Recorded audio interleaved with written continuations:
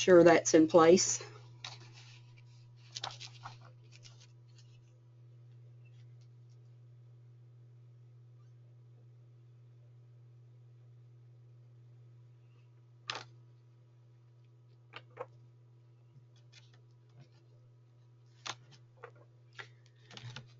Hello, this is Karen Rollins, and I would like to welcome you to the 2016 Invasive Species webinars for the National Invasive Species Awareness Week, and this is hosted by the National Association of Invasive Plant Councils. Our presentation this afternoon is Weed Wrangle, a template for engaging local communities through citywide invasive plant events. The presenter is Steve Manning, President of Invasive Plant Control Incorporated.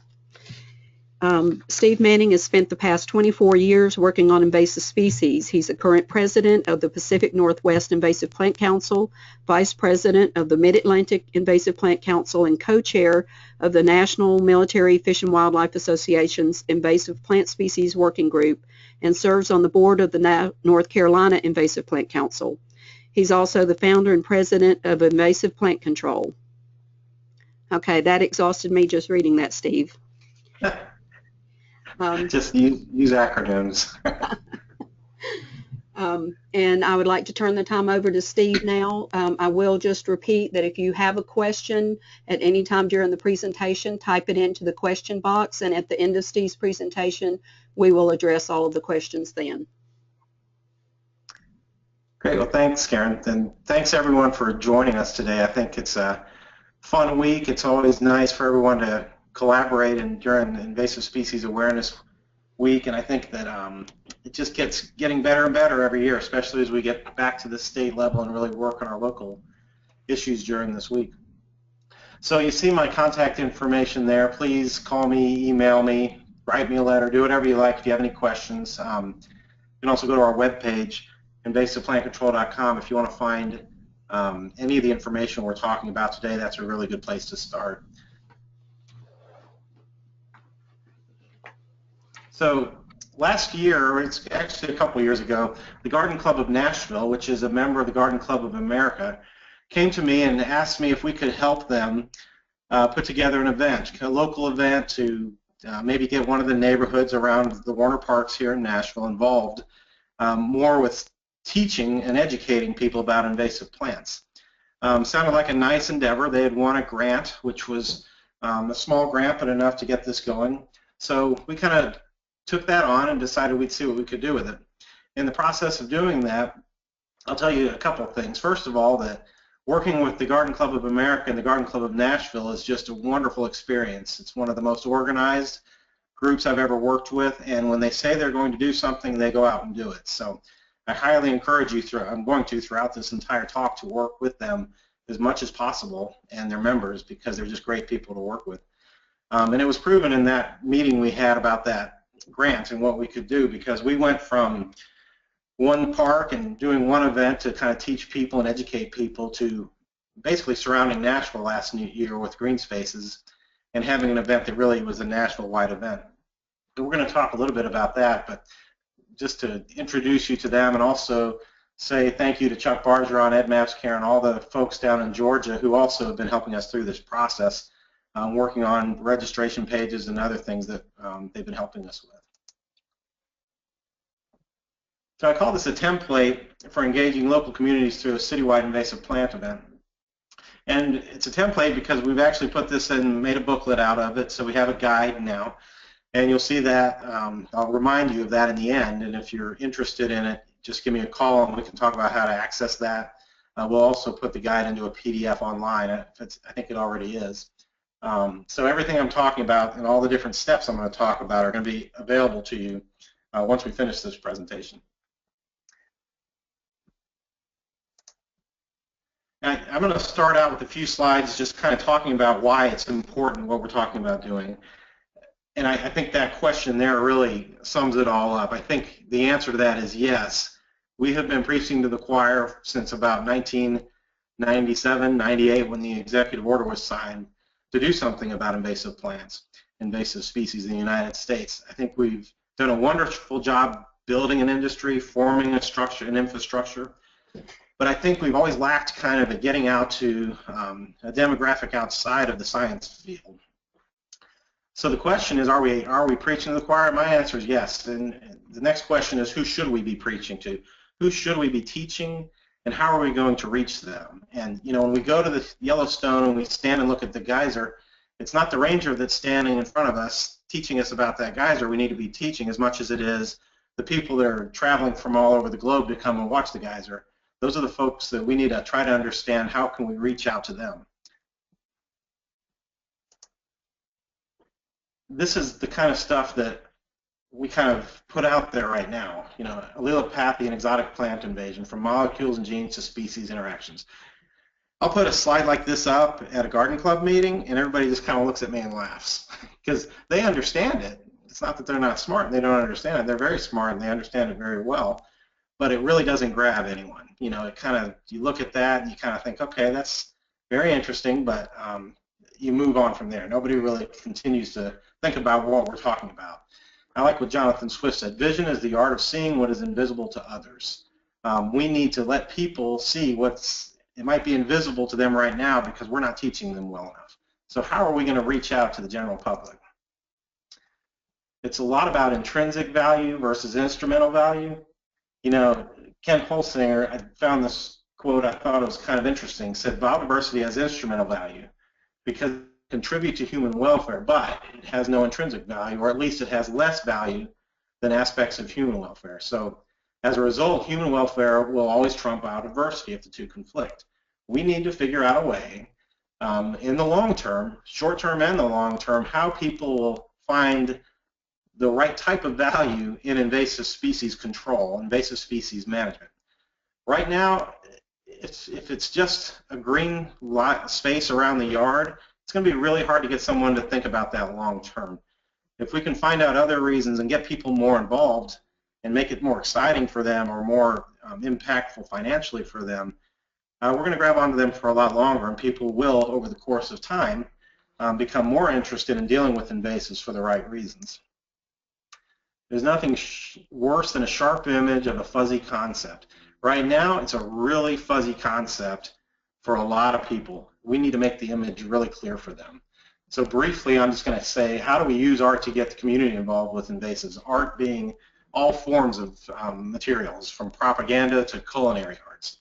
I'm going to kind of introduce our event using some of these other kind of unusual forms of reaching out to people. It's like this says, it's an excellent way to bring things into focus for our society.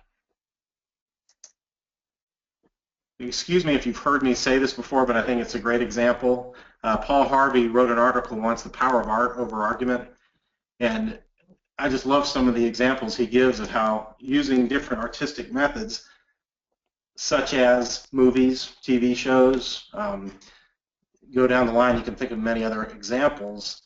It's changed the way people think about things. Nobody could have persuaded generations of Americans to produce a baby boom. But after the Shirley Temple movies, every couple wanted to have a child. When Disney brought out Bambi, the deer hunting business nosedived from $5.7 million one year to $1 million the next year. And as he says, the power of art over argument. Invasive species examples of art. In Cleveland, the artists went out and they actually did some control of buckthorn and a lot of other invasives outside of this one park. And every time they took down an invasive plant, they put up a reflector where that invasive plant was.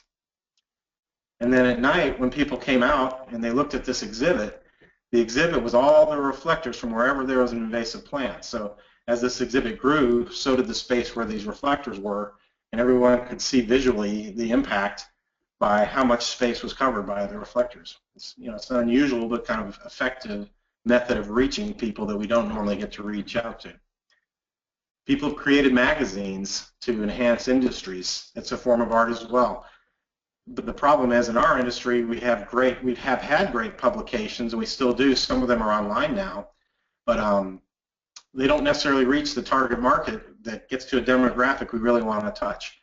The travel industry built the travel magazine. I had these people that actually helped them build it call me probably 15 years ago and talked to me about the same concept of building a magazine for people in the environmental industry, so people outside of this industry could actually see what we were doing. Of course, we had Wildland Weeds. It's been a great publication over the years, but it reaches mostly the people that work on the invasives, not the people that don't yet. We have great signage. These pictures of the billboards across the country, and I've seen quite a few more as I've traveled around in the last couple of years. It kind of captures people's eyes. We hear about aquatic hitchhikers. People are interested in water. We hear a lot about the pythons. People certainly grab your eyes when they see that. We need to figure out a way to help them understand the plant side of it as well. Another example of kind of using art over argument, this guy had a bad experience on United Airlines, and you can see the statistics there. He created a song called United Breaks Guitars, which is exactly what they did. And over the course of a few years, he had 13.3 million hits from people wanting to come and hear this song because they related to what he was talking about. People find different and unusual ways to reach out to the target audience they're looking for. There's actually some invasive species songs out there as well. When I did some searching, look up in Wisconsin, and take a look. They've actually got some really cool music that's been developed for the invasive species industry. This one from Andy Isham. There's some really neat stuff. I'd encourage you to go take a look at those. Culinary art's another example. I have to throw that in there because I find it very interesting.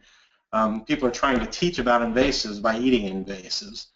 Some people argue that that might encourage people to grow more invasives, but others use it more as a teaching instrument.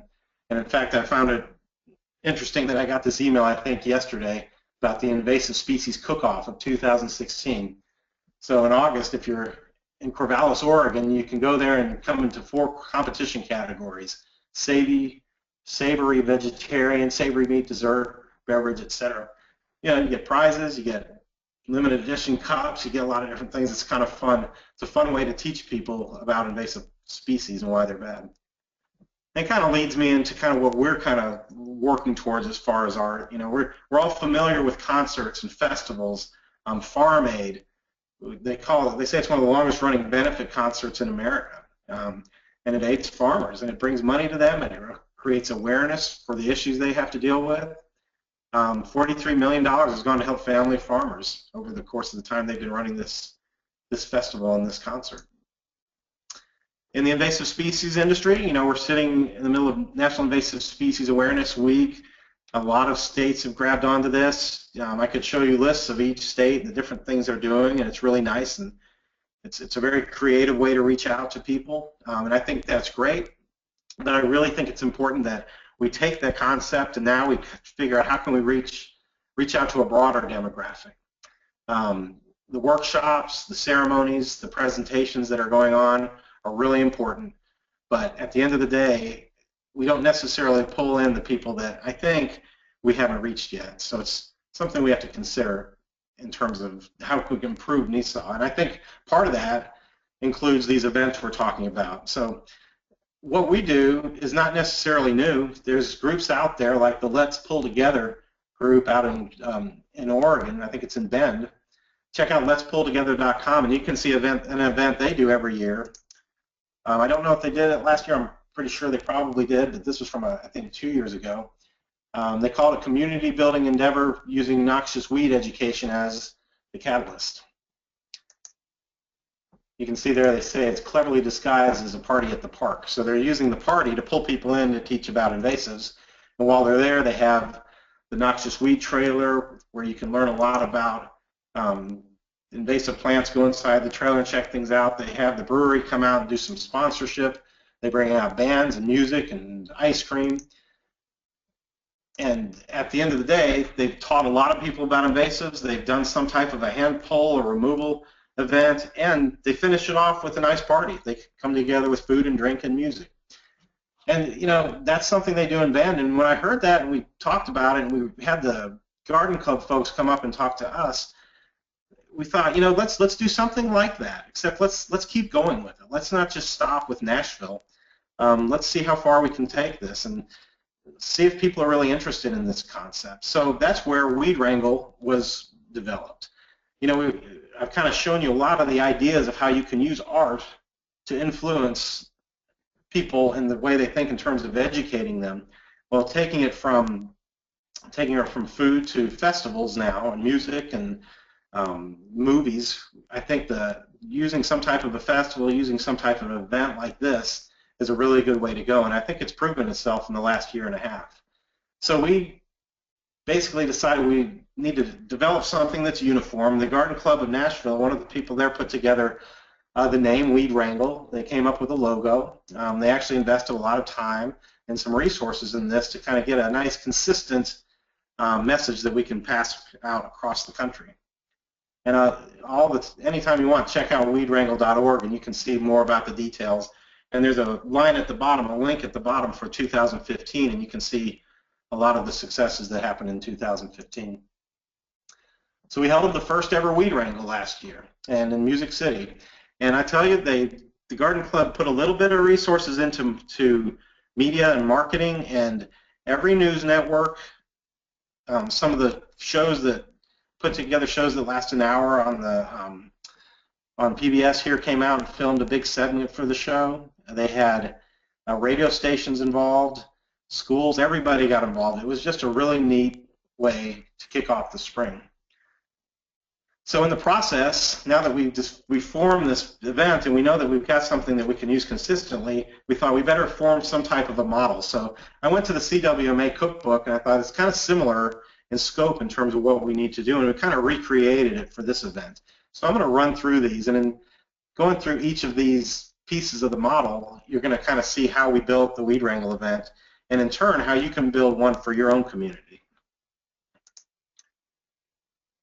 You know, the first step was to develop a strategic plan. So forming a partnership to sponsor a Weed Wrangle. In this case, it was at the Warner Parks. And we wanted volunteers to learn and practice making a habit out of maintaining an area free of invasive plants. And at the same time, we wanted to make it fun. You know, over the course of time, add music, food trucks, whatever we can to really enhance the experience for folks. We had to select a leader or a champion. That's the second step there, and certainly the Garden Club of Nashville was that leader, a member of the Garden Club of America, and as I said earlier, fantastic leadership, great organizational skills, and they really set out to do what they plan on doing. And I think one of the really important things to remember here is, as we're talking about reaching out to different demographics, having something consistent across the United States, the Garden Club of America, according to their website, has 200 clubs across the country with 18,000 members. So those clubs are spread out across the United States. You know, they're kind of heavy on the East Coast, but you can see they're still spread up into Oregon and Washington, down into California and Arizona and Colorado and New Mexico. So there's a nice spread of these clubs across the country. So it really made for a really good way to reach out to people with a consistent message, and people that work together already, thinking in the long term, how can we reach out across the country? So long-term thinking was, we've got a good network here, let's try to build off of that network. So I thought to myself, you know, who do we usually try to reach when we're in the invasive plant control market and we go to a conference? And we're there and we're trying to teach each other and educate each other on plants and how we deal with them and why they're bad and, you know, what the next steps are. And then I thought to myself, who are the Garden Club of America member demographics? So let me come back here. So in 2015, the Weed Wrangle volunteers that we had, here's some of the demographics you might find for the people that came out to the Weed Wrangle in Nashville last year. We had retail stores coming out. We had the Disney store sent their whole staff out to the Nashville Zoo for the day. Children under the age of 18, there was a large segment of them that were out there. So you had a really good population of school children. The finance industry, from bankers to hedge fund managers, were out there. Retired homeowners, the music industry, there's quite a few people in the music industry out volunteering that day. You know, we had upwards of, you know, we had more than 500 people over all our sites volunteer on this day. So college students, several hundred college students, finance, banking industry, insurance industry, medical. So a really nice spread of demographics that we normally don't reach when we're dealing with invasive species. I don't know why this is skipping slides on me. I think this is more the current participants we get at a lot of our events: botanists, resource managers, not-for-profit land managers, people in the science industry, basically. People that own their own land, they want to know what to do about it. You know, it's a really good group and people we need to educate, but we were really missing out on that next segment of the demographics of our society that we need to be teaching. A lot of the landowners and land managers. And then I asked the Garden Club of Nashville to kind of give me an idea, if they look through there, you know, where do the women that are in this garden club or their husbands, where do either of them work? What is their industry that they work in? And who are we reaching when we go through the garden club?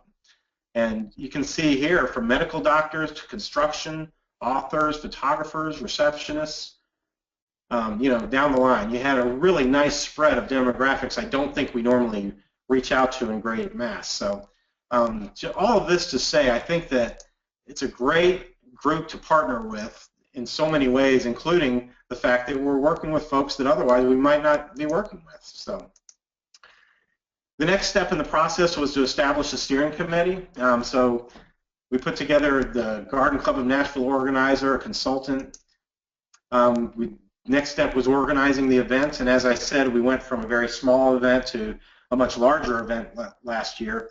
And I want to emphasize through the whole process, although it got larger and it even became larger this year, the work wasn't necessarily that much harder because we really lean on our partners to do a lot of the work on their own sites. So we're not there to create tools and send them all kinds of that. We're there to support, give them ideas. We'll go out and do some consultations, things like that, but ultimately they're responsible for their site, and it's coming together that day that really creates the bang, I guess, for what we're trying to do. IPC is Invasive Plant Control, my company. So two people last year that got it all rolling from the beginning was Elizabeth Lamar and Casey McAllister. Thank you very much to the two of you for how much effort you put into this. It certainly couldn't go without someone like that leading the way. So again, they chose the name. In this case, they chose Weed Wrangle.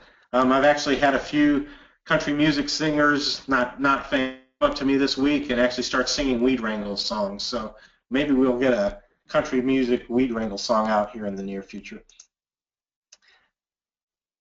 Weed Wrangle is the name, it's the logo, it's the consistent message we're trying to put out there, and we're encouraging people to partner with the Garden Club of America and use some of these sponsored events. But I really want to make it clear that although that's what we're calling it, it doesn't have to be called that. I know a lot of people do these events already and they have their own names, and I think the goal is more to team together and do this in unison. It doesn't always have to be on the same date either, but just that we're all working together and we're kind of sending out the same consistent message is important. So we'll be putting new cities to the Weed Wrangle website as they develop their events, but if you don't have the Weed Wrangle as your name, that's okay. It's just a nice way to get started if you don't have something you're doing already. Created T-shirts and vests for the volunteers. Nice T-shirt by the Garden Club of Nashville. I think they got rid of these really quickly. Next step was to establish the geographic boundaries. So we decided last year in 2015 to stay within Nashville and to kind of focus on the greater Nashville area. We weren't necessarily limited to that. We didn't go out and seek other sites. Really, a lot of them sought us and came and asked if they could be a part of it. And then this year, we decided to create the bigger boundary. So in 2016, we were using the Garden Club of America. You can see their locations in Tennessee are Chattanooga, Nashville, Knoxville, and Memphis. And all four of those cities agreed to host their own Weed Wrangle this year. So this year we've had 4 across the state of Tennessee. And you can see under the logo down there, whenever we add a new city, we basically change out the name. So if it's going to be Weed Wrangle Pittsburgh, we'll just take Nashville out and put Pittsburgh in. Very simple and easy to do. So once we identified the city and the boundaries and what we're trying to do, then the next step is to build support and get your partners and figure out what your goals are. So we kind of needed to kind of decide what partner groups are we looking for. Well, this year, like I said, we have 4, and we utilize Garden Club of America partners to be kind of round out where we were going to be. So this is the registration page where they go to. In Memphis, they completed theirs actually January 27th was a snow day, but the next weekend they finished it, and they had a lot of great volunteers. They had the Wolf River Conservancy, Overton Park, Shelby Farms, and the Memphis Garden Club, the Little Garden Club of Memphis, and also one of the state parks nearby actually participate. And I think they did a great job. They also had a talk the day before the event that have pulled a lot of people in. Lookout Mountain, which is /Chattanooga, they've got several partners that are going to be working on theirs. Theirs is going to be April 9th. Wrangle Nashville, or Knoxville and Nashville, will both be on March 5th. The Knoxville group has really put together 4 solid sites with the Knoxville Botanical Garden, Iams Nature Center, one of the municipal parks in Knoxville, and another that's run by the Legacy Parks group out of Knoxville. So last year, this is what kind of our circle around Nashville looked like. And you can kind of see where we were trying to, we didn't get enough up in there in the northeast, but we did really get a nice circle around the city for the most part, and we were able to get volunteers from all over. This year, in 2016, you can see our list has expanded from around 9 to about 20 at this point.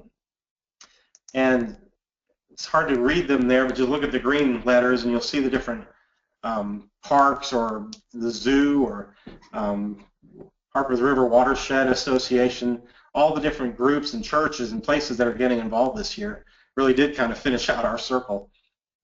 And people are calling, on a weekly basis saying, hey, can we be a part of it? If not this year, then next year. A couple of our interesting partners I would never have thought about. We got a call from the Nashville City Cemetery. It's kind of a historic cemetery right by downtown Nashville with some really neat green space, and they're going to host an event. They've got several volunteers already. Hands on Nashville, the hands-on group in your city might be a great resource for this, and while they're also providing volunteers, they chose to also pick a site and do an invasive species removal at that site this year, and then they joined us, and hopefully next year we'll make that even bigger with them. We have one group called Arosha, which is a community of friends and neighbors. It's a group that basically seeks to learn and partner with groups that are interested in conservation through churches. So it's really neat. One of the sites will be the Church of Redeemer up in northeast Nashville.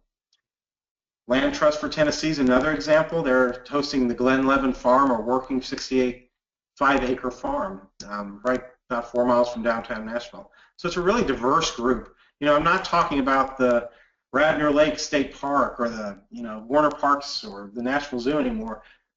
I am talking about them because they're important partners, but just to show the diversity of partners that we have, here's our list of logos that are actually missing a couple at this point. But it's really nice to see that Belmont University down to Lipscomb University, Fort Negley, the Battlefield Visitor Center, Shelby Bottoms Nature Center, Adventure Science Center. There's such a neat list of partners, and I really thank all of these folks for getting involved. And I know this partner list is just going to grow and grow over the years. So I show this because I really want the people on the line that are interested in starting their own weed wrangle to consider that you don't have to stop with just the parks that are around you. You can really look at anybody that has green space and try to educate them as well. So how are we financing this? The one that we financed, the one that we did last year and the one this year, had small funding from the Garden Club of America. They were generous enough to award some grants to the 4 cities this year that participated. They're small grants, enough to kind of get you motivated to do something. Through the Partners for Plants project, one of the things they deal with are the removal of invasive plants. Last year we had a $3,000 grant awarded by this group that was matched by the Garden Club of Nashville. And it was important last year to do that because being the beginning and kind of the building the infrastructure for this event, they were able to hire public relations people. They were able to actually get out and get material printed and do different things that, in the future are not going to be as important, but it was very important in the first year, I think. And I put a big but there because it's very important to note that you can do this without much of a budget at all. You're really leaning on the partners you have to do a lot of this work. And whoever's the organizer in your city will help do the organizing. And you call me and we'll work with the Garden Club, whoever, and we'll all help put this together. So it's really a lot of volunteers putting this together, and not a lot of money is needed, because oftentimes whatever event they're doing is budgeted for, and if it's not, you're dealing with volunteers that are coming out. So you're basically looking at time. So don't think you have to have a grant to participate in these things. So the next step was to hold a training meeting. So in our case, we held training meetings, and this year, all 4 cities, I went out and met with the folks from the different clubs, and we met with participants and other partners that were interested in getting involved. Did some site visits. We looked at each site where they were thinking about having the volunteers work. Talked about whether you need crew leaders, how many you need, what types of tools you might want to have on the site. Talked about what's effective in doing control and what's ineffective, what's going to work with volunteers and what won't work with volunteers. Talked about the different tools and the plants that were best to work with. You don't necessarily want to put a group of 100 volunteers in the middle of a kudzu patch, because there's not necessarily a lot they can do. But if you give them an uprooter and you let them start pulling bush honeysuckle, there's quite a bit they can do over the course of 3 hours. We also had experts there to help us with teaching and educating about the desirable versus the undesirable species. We did some ailanthus control. We did some porcelain berry work. And, you know, we want to make sure that we were choosing the appropriate species, methodology, and infestation level. So it's important when you have all these groups that you do have an expert that really knows what they're talking about in terms of educating on all those different aspects I just showed you, because you'll have a much more efficient and better learning experience for the volunteers if you do. You don't want to take 30 volunteers and throw them into that. But something like this is manageable. You can see before and after of some volunteer work we did once on bush honeysuckle. Something like this is more manageable. So the next step was consider hiring a coordinator or a consultant. In our case, like I said, we hired some PR folks. My firm helped out a little bit with some of the work that they were doing, but I'd say for the most part, the Garden Club of America really pitched in and did a lot of the work and got a lot of the work done in the organization and getting things going. But what I'm doing this year, because I know that the list is growing next year for cities, is I'm starting to organize a team of professionals, and part of that team for organization will be, I'm hoping to look to the invasive plant councils around and the different SISMAs that are around in the states that we'll be in, because I think we'll find a plethora of experts that are willing to help and be a part of this. In Tennessee, the Tennessee Exotic Pest Plant Council acted as one of our professional consultants, and they helped us build an education page so all our participants can go to this web page that the University of Georgia's helped us build, and they can click on, you know, the different species we're treating, what's bad about them, how to treat them, learn different things. 10FC's been very involved with that, very helpful. So again, next year we'll probably look to the National Association of Invasive Plant Councils in the other states we're going to be going to as well as looking at this list of SISMAs and saying, okay, this spread of SISMAs looks somewhat similar to where the spread of garden clubs were. So as we move around the globe, how are we going to match professionals with the different groups that are doing these volunteer events? I think we have the experts. We just have to look to the right groups to get them involved. And of course, you can see where Georgia's helped us in putting together the website and keeping it up to date. And every time we get a new partner, their information gets added to the partner list, and they get their logos set up there and all the information about their weed wrangle. We also had them help us put together a Invasive Species Awareness Week page. This is from last year. So all the events were highlighted. People can go here, they click on the place they want to register to do their volunteer work. It automatically comes up to a registration form, and then they can volunteer, and then they get an automatic reply saying, thanks for volunteering for the Owls Hill Sanctuary for weed wrangle. Here's the times, the things you need to bring, etc. So really easy, and all that stuff just comes with, if you guys join the weed wrangle, we'll get that stuff set up for you.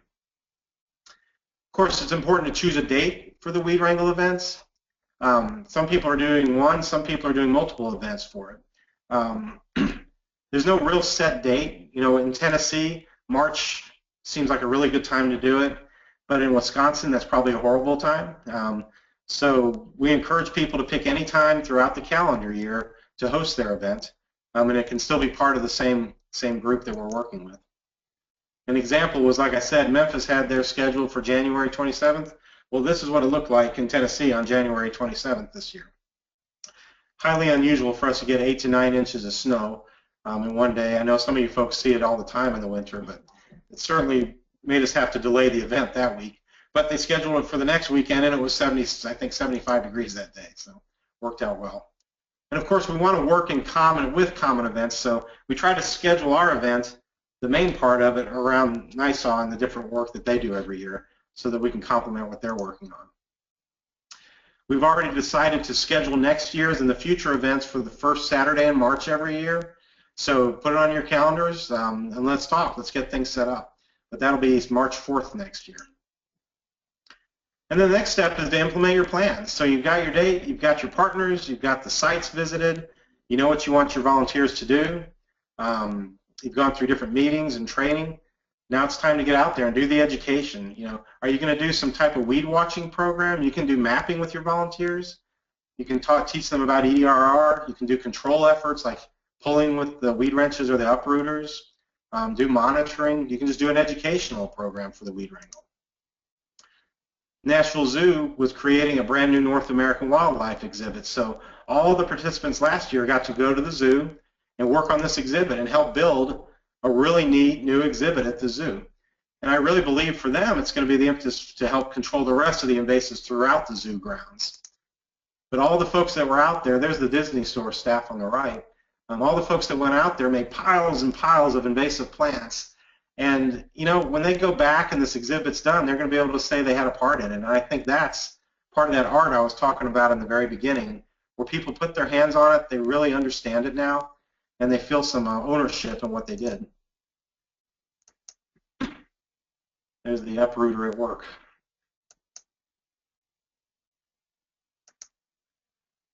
You know, you also want to make sure you're picking the right species to work on. So different groups, when you're picking and you're getting out there and getting ready to do the work, you know, pick the species you're going to work on, make sure your group is set for that. So make sure you have the right tools, etc. Harpeth River Watershed Association this year, I think they're going to focus on euonymus and cutting it off the base of trees, which is a very good task to do. Easy for a volunteer to do with the right tools, and you get the English ivy or the euonymus or whatever's climbing the tree off of there, and you've saved that tree. Radnor Lake works a lot on bush honeysuckle. You can see some before and after from their volunteer work. And this is some with exotics, and then you can see the area afterwards at Radnor Lake. Those are my daughters. They're forced labor anytime I go out to do this kind of thing. And then we have all the other sites that participated last year. I'm not going to show them all, but Shelby Bottoms, you can see. One thing I really was excited about was we had a lot of college-age people out there. So, you know, hundreds of college folks out there working, and I think that what a great way to reach the next generation to get them involved in these projects. Think about your specific issues. You know, if you've got 3,000 acres, you're teaching middle schoolers what they're going to do, make sure you understand what you're getting into there. So, you know, getting near the end here, I guess you really need to consider at this point now, you've planned the event, you've had the event, you've brought out all the volunteers, you've done the mapping or the pulling or the control. You know, what are you going to do next? You know, we really want to make this an annual event. So as you see, we've got the next year set up. We've tried to make new resources available here in Tennessee. So part of what we've kind of offered to this is we built a tool bank for Nashville, Memphis, Lookout Mountain, and Knoxville. Everybody's going to have their own tool bank. And it's going to be located at one of the Weed Wrangle partner sites. In Knoxville, I believe it'll be at Iams Nature Center. In Nashville, it's here at the Hill Forest at the Warner Parks. So we bought about 15 to 20 uprooters per city, about the same number of mattocks and lopping shears, and with the help of the Tennessee Invasive Plant Council and Invasive Plant Control, we're going to have these tool banks available now for volunteers to use throughout the year. So while they'll be available for the event itself, now they're going to be available for people that want to follow up and continue to do things throughout the year. And again, I said up front, we've developed this guidebook, so part of that follow-through is putting this together. Now that this is put together, if any of you guys are interested, let me know, and we'll figure out a way to get you a nice organized copy of this. And of course, you want to celebrate the success of what you've done. And I think that media attention was really important, and it's carrying over into this year. There's been a lot of nice articles leading up to next weekend's event, or 2 weeks from now. March 5th. But you can see the Tennessean, the main paper here, jumped in there. You can see the Owls Hill did a lot of their advertising. Like I said, we had one of the local networks come out, one of the shows come out and actually record and film a whole episode for the weed wrangle and talking about invasive plants. We used Boulevard Communications at the time. They were the ones that helped us out. And just to give you an idea, you saw the map from the Garden Club of America. This is 2017. They're thinking about going regionally.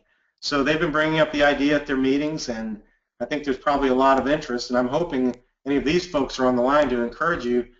Jump in there. You know, we'll be there to help. We'll put together a professional team for you to help with your volunteers and to help you walk you through the process. But these are the cities that are members or GCA clubs that have possibility to actually host it next year. And I think that's what the Garden Club's hoping for, and I hope we can get them to that point. But again, anybody can do this, okay? Those cities are great because they're part of where we're trying to lean with the Garden Club group. But if you're in another city with the Garden Club of America or another garden club or another group that wants to do this, we encourage you highly to do it, and we'll help you through the whole process. If we can build on this every year, I really think this can be a nationwide event pretty quickly. In fact, I think it would have been this year, but we kind of pulled back to keep it manageable. So in review, we kind of just went through all these different steps. I think Karen said this presentation will be up recorded, so you can actually kind of scroll through it slowly to look at these different steps and the things you want to find in terms of doing the organization. But I guess my conclusions are, you know, I would contend we haven't reached the tip of the iceberg with this. There's a lot of alternative methods we can be using to develop invasive species field, and it really is time to make it grow.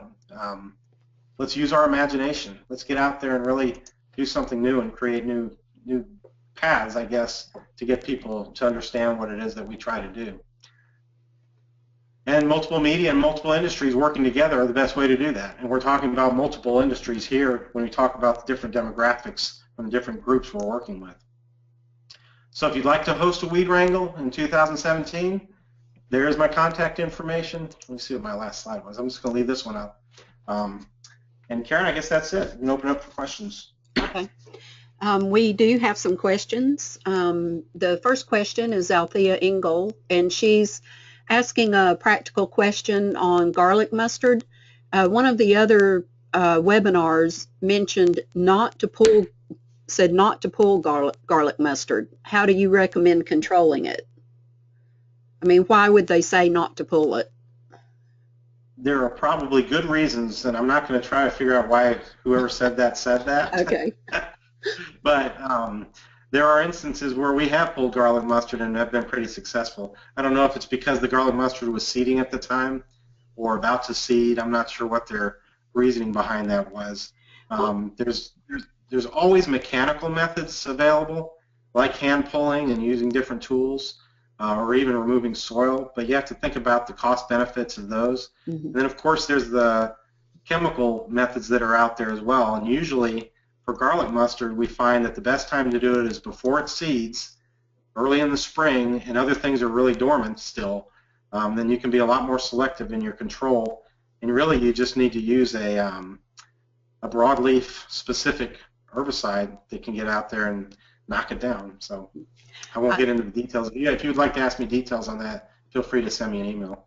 Well, and I know that garlic mustard, after it's pulled, can continue to develop and actually open and disperse seeds for quite a while after it's been pulled. So the thing to do, I would think, would be to bag it immediately to prevent. Well, that might have been what that could have been what the question was alluding to was.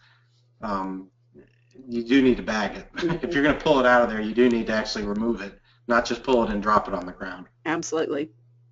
Okay, and the second question, and this is Britt Benjamin, actually has a couple of questions, which you may have answered some of already. Well, you did say what the Nashville Zoo was doing. That was one of the questions. And Britt says, I do outreach education for the Seneca Park Zoo, and we're building butterfly gardens and trying to do it all with New York natives for pollinators and perennials. So I'm assuming they're probably having to remove invasives there too. Mm-hmm. Let's see. Um, and Althea Engel is asking, can you tell more about what the partners do to help? Sure. It's really dependent on the partner. I'll say that first of all. But most of them, their job is to help organize by just sending out tweets or emails or advertisements for the events. So if Knoxville Botanical Gardens wants to have a good volunteer base, while we help and we do some of the media things on our end, we really ask the partner themselves to actually send out to their normal means of trying to reach out to getting volunteers. So I think that's one of the big parts of it. Normally they have their person that's on site the day of the events. So they're out there and they're working on the site. When we work with the Garden Club, they've been really awesome in having a participant on every site. So they send a representative to each site to help as well. But the people on the site usually have the organizer for that particular park or that garden, wherever they are, and just really try to get the word out. And we work together as kind of a team to provide tools and other equipment if the site doesn't have it themselves. Okay. And Candace Harbison asked, what tips would you have for a smaller organization with less connections and funds as opposed to a citywide event? Well, that's the whole point of the Citywide event, Candace, is we have some really small organizations involved with this, and we're just getting to work together and share the resources. So my suggestion is let me know which city you're in, and we'll help you find some other people to partner with to kind of feel part of the same team. And then that way you'll have connections for tools to borrow if you need them, a way to get more volunteers out to your site, just all kinds of good resources by joining a group like this. I say joining a group, there's no financial commitment, there's no working commitment really. It's just basically partnering and saying we want to be a part of this and we want to, help build this effort of education. That's a great offer. Kathleen Higley says that she's quite interested in the If You Can't Beat It, Eat It campaign, and she'd love to do something similar in her area. Her concern is that many would question the liability issues of feeding people wild invasive species. Do you know how or if this group addressed that issue? It's a really good question. My response to that would be to go check out their website and see what they have to say about it. When I did some research on this for a presentation I did a couple of years ago, there were many, many more groups out there doing this than I would ever imagined. In fact, I had someone call and was writing a whole article on it at the time. Nobody ever mentioned the liability part. I guess it's just like any other food that you're gathering. There depends on where you're serving it, I guess, is the liability aspect of it. That's a good question, though. I guess it's like any other cookout. You bring your own food. And the last question that we have is from Louis. And Louis, I'm not sure if I'm saying this right, but Yanez. Sorry, I'm sure I butchered that. How do you differentiate the weed wrangles from a Green City Day or Earth Day, Arbor Day, etc.? Why does this seem to take off so fast compared with these traditional events? Well, the traditional events are still there, and I don't think they're necessarily going anywhere. I think this helps complement those events. And, it might be a good thing to actually host on the day of one of those events to help enhance them. You're talking about events that cover a broad spectrum of environmental issues, not just invasive species or some other topic, clean water. So we're all part of the same group, if you want to call it that. We're all trying to do something to help the environment, but we're all kind of taking our little part of it and saying, we're better at this, let us help, and kind of get this part going while you work on the thing that you're better at working at. And I think we come together on an Earth Day and we kind of share those experiences. So I really think that's what we're doing here is we're taking the invasive species side of it and just trying to enhance it and say we need to do this better, but it's all part of the same puzzle. We'll put our piece back in there, and we're always helping out with that same group. It's just those events have been around for a long time too, so sometimes it helps to have one of the pieces of the puzzles jump out and say, let's improve, and that actually helps build the event a little bit more in the long run. So there's no reason in the world we wouldn't be part of those events or even host it on the same days. Okay. The last question is from Laurel Baldwin and says the creativity in this effort is inspiring, and I'm wondering if you have measurements or quantifiers for weeds removed. How many weeds died? We do, and I didn't bring those to this presentation, but some of the folks from the Garden Club had each representative from each site gather that information. So contact me afterwards, send me an email or something, and I'll get that answer for you. I can tell you this, there were so many volunteers in some cases it would have been hard to keep count. There were you might go more by piles than individual plants, because there were a lot of plants getting pulled and taken away. And it was kind of neat at the zoo too, because once you pulled them and you put them on the cart, they were almost feeding them to the animals as quickly as you pulled them out of the ground. So they had a nice system going there.